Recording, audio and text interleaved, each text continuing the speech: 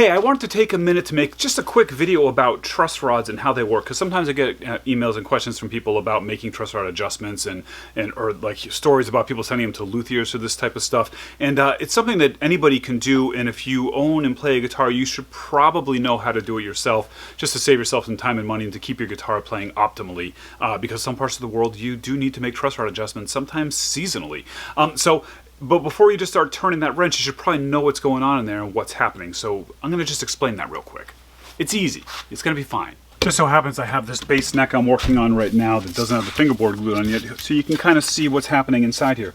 On this particular instrument, you see I have these two carbon fiber rods that are adding additional reinforcement to the instrument, and I do this on all my basses. Not too many of my guitars, maybe some extended range stuff because it's not necessary, but it adds a little stability for that longer neck, and you can see this here is the truss rod. Most modern instruments use truss rods like this in some way or another, and they're called two-way truss rods. And what that means is that you can turn it righty-tighty, and if you do that, it will push up in the center of the truss rod, and lefty-loosey will now push the center of the truss rod down, and I'll give you some close-up angles on this. Okay, so here we have a truss rod just at its basically relaxed straight. It's pretty much perfectly straight. It might actually be a little bit off just by looking at it. But yeah, that's close enough for rock and roll. And so if I turn this clockwise to the right or towards the low E string on most, right-handed instruments, you can see I just gave it about a 3/4 turn. You can see it pushes up there a little bit in the middle. Right? Now you see how the straight edge rocks on it. And then I can loosen it by turning it counterclockwise or left. Now it's back to balanced and straight, but since this is a two-way truss rod, I can actually put pressure on it in the reverse direction. And you can see now it's bowing down, so you can push the neck in both directions. So now we'll go in close and try to focus on the center of the truss rod right here. You'll see if I put my Allen key in and I turn to the right, see how it's starting to rise up here in the middle? Do a little more. See that? How it's popping up. And then I can loosen the truss rod. Take that pressure off. And it's flat again. But what does it mean, man? I'll show you.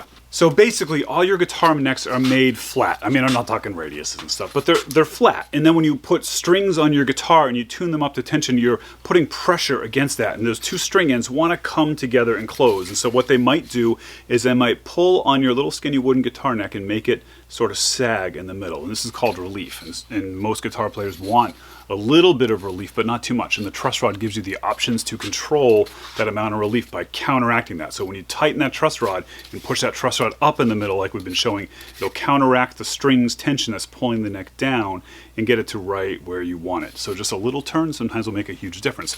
Now also in some cases, the neck might actually swell up in the middle and push up, and now all the notes on this side, or on this side depending on how you're looking at it, of the guitar can't clear this bridge. So you try to play like, say, like your 3rd fret note here, and you push down the string, it's going to get all buzzy because it's hitting this part that's too high.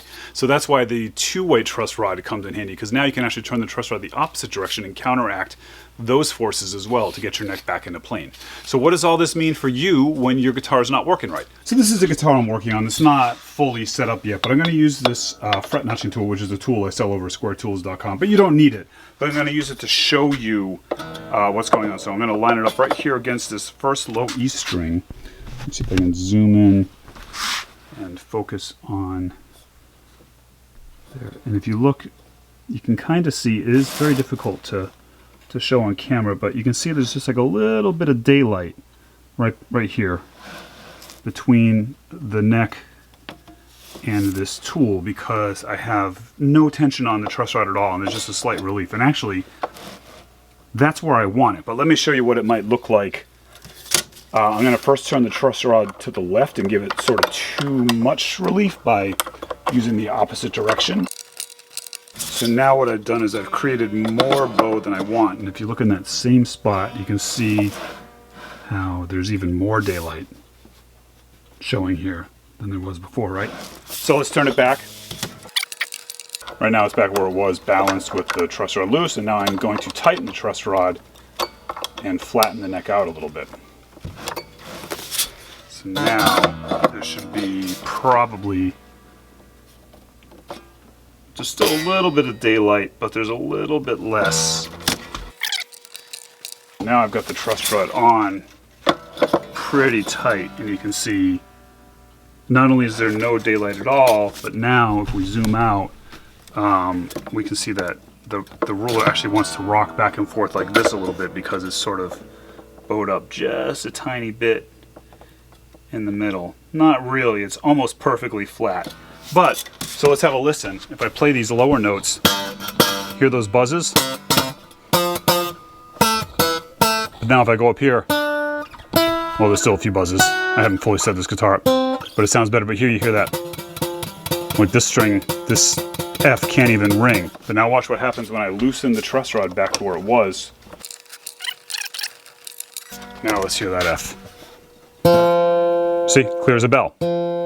And it's just these very, very, very subtle things that happen. So if you're playing your guitar and the notes down here sound buzzy, your truss rod is probably too tight. Or if you're playing your guitar and the notes here seem really far away, maybe it's too loose. And you really just got to find that spot that works best for you and your guitar. Let's talk about tools for a minute. I do have a video I made a while back where I showed a bunch of different tools that you can sort of make yourself that you might need for doing guitar setup and fretwork, because they get very expensive and there are ways of not spending that money. But of course there are benefits to spending the money, and sometimes things are just overpriced and you can get them for less. So go check out that video if this is something you're interested in, and it'll get you started on a lot of like inexpensive and household things that you have that will get you doing this type of work without having to spend, you know, a couple grand outright to start stocking up your tool arsenal. But if you do want to stock up your tool arsenal and you are at that point where you're doing this stuff more often and you can see the value in having these expensive things to improve the quality of your work, you can also check out my tool company, squaretools.com, where I do make and sell some tools specifically designed for this type of work. And sometimes they're like directly in competition with other tools that are out there trying to save money. Like I make these notch fret rulers that are a little bit less expensive than the ones from the big guitar stores. I also make a fret rocker that I'm really proud of that's a little bit less money than some of the big guitar stores, as well as some tools that just aren't available anywhere else, like the original square, as well as the center finder, which is, I think, my best invention ever that I love and I use all the time, and you might find it useful too. But you don't need this stuff to do this work. You'd be amazed what you can get away with with a piece of sandpaper and a razor blade. So back to the show. Yeah, I'll show you again on this fun little guitar. This thing is set up really nice. It's got nice low action, as you can see. And here, we'll hear some notes. Right? But now I can turn the truss rod tight, put too much pressure on.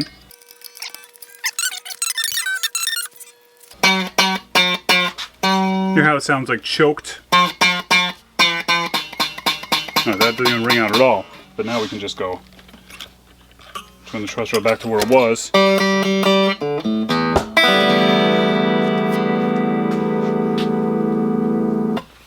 Here in New England, we have a saying, if you don't like the weather, wait a minute. And it's kind of true around here. We'll have 40-degree temperature changes in the course of a day, as well as dew point levels and humidity levels, like just making massive jumps in the course of 24 hours, never mind the seasonal changes. And so that means where I live, sometimes I have to adjust my truss rod because my guitar reacts to this stuff. It's made of wood, especially the guitars that I personally make, because I don't do really heavy glossy finishes on them, and so guitars like that tend to be even a little bit more susceptible. And it's not a big deal. You can do it. You don't need to pay a luthier or go to some specialist every time your guitar doesn't feel like it's playing right. This is the place to start, and I hope that this video gives you the empowerment to such a lame word, to try and do this yourself without being nervous. It's you know, just seeing and understanding what happens inside your guitar sometimes helps.